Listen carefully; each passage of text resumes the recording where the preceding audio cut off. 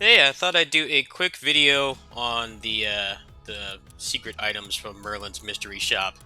Now, I mentioned this earlier in the week, where the location is and everything. I'm actually on the same map right now, but I was able to grind up enough money to see what they do. So let's go over this one at a time. So the tank button makes you basically exactly what it says: super strong, super slow. You move at like feels like 10% of your normal movement speed, but you can kill pretty much anything in a couple hits. Even bosses, like just doing a basic S string, a couple jabs, will basically make them transition to the next phase. Now, on that little speed run I did yesterday, you notice I was kind of strategically switching through equipping and unequipping the tank button for certain fights, and that actually doesn't work too bad.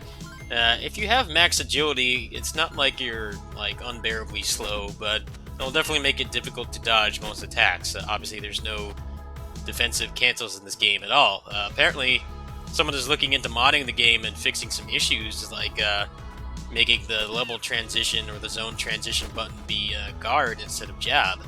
But for now, you definitely don't want to use this just exclusively for a while. I think the main goal should be to have both of them on. So let's take this off. Now the bunny button makes you move at like 10 times speed. Now that seems kind of great for a speed run on paper, but the problem is it's very uncontrollable. And also this game, unlike other River City Ransom games, actually actively forces you to fight in many situations. So you can't really use it for like speed running. I think just having max agility is more than enough because it's fast enough to run or jump across pretty much any loading zone in the game, and your character's still controllable. But here's what it looks like when you have it on.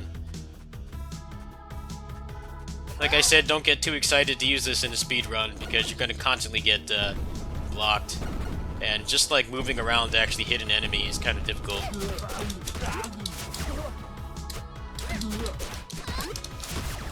Things like that.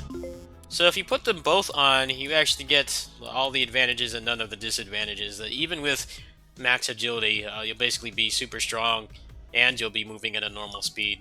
I'm not sure exactly how it would be on a fresh character. It's kind of hard to do that in this game because of the method I used to get these accessories in the first place. But here you go.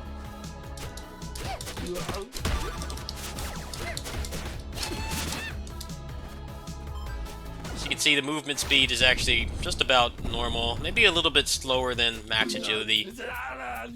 As you can see, this is a max character with max agility. It definitely feels a little bit slower than normal when you don't have it on, but it's more than enough.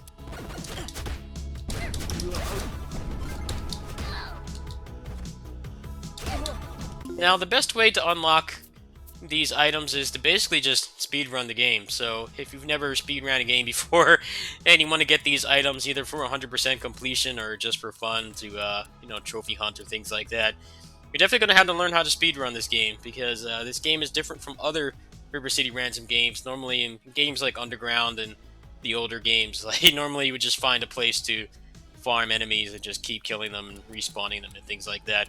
That's actually not the case here. Most of your money is going to come from quest rewards. Quest completion rewards actually give you shared experience and money and accessories.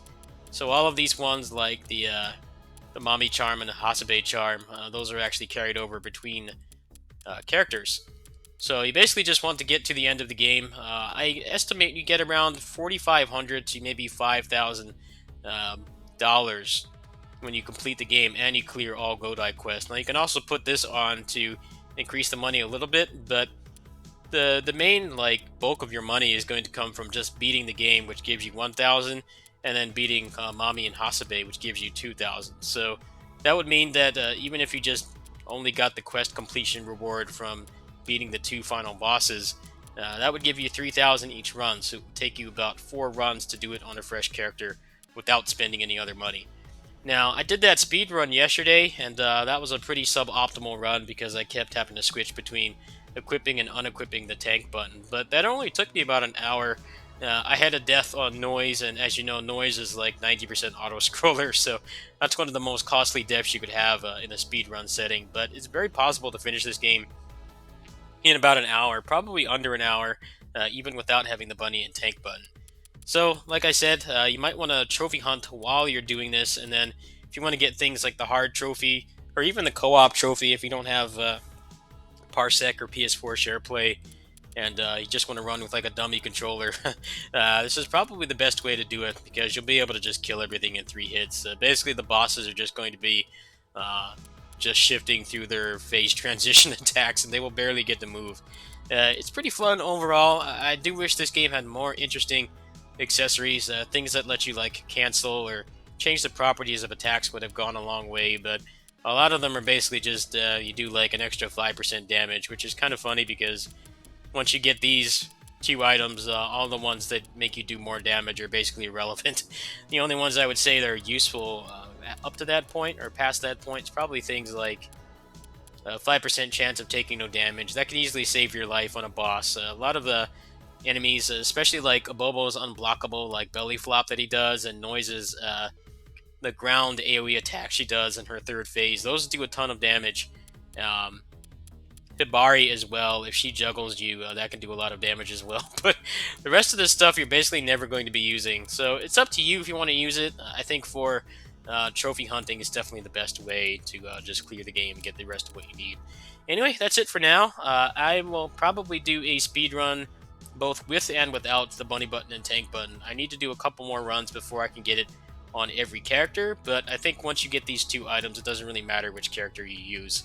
I think ideally you want someone with a good hitbox air special, meaning Kunio, Kyoko. Masako is kind of a little bit of a mixed bag because her air drop kick has a pretty realistic hitbox, but the other characters have pretty generous hitboxes. If you use a special air special attack on Hibari, it will actually stagger her and put her in the damage phase instantly instead of having to hit her 3 times. But other than that, there's not really much difference between the characters when you have these items on. Anyway, that's it. I will be back tomorrow with more content. It may or may not be this game. Peace.